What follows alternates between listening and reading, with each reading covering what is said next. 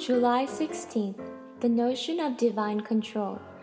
How much more shall your Father which is in heaven give good things to them that ask him? Matthew chapter 7 verse 11. Jesus is laying down rules of conduct for those who have a spirit. By the simple argument of these verses, he urges us to keep our minds filled with the notion of God's control behind everything, which means that the disciple must maintain an attitude of perfect trust and an eagerness to ask and to seek. Notion your mind with the idea that God is there.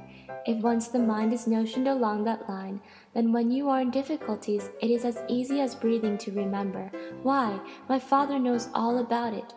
It is not an effort, it comes naturally when perplexities press.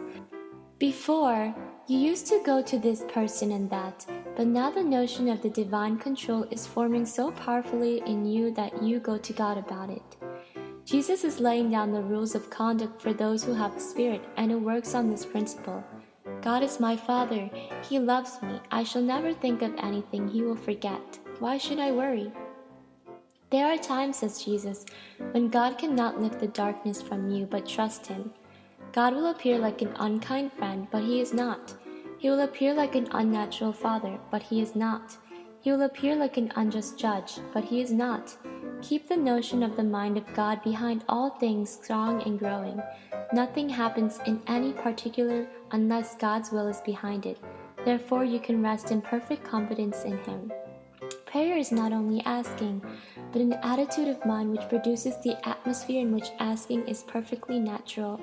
Ask and it shall be given you.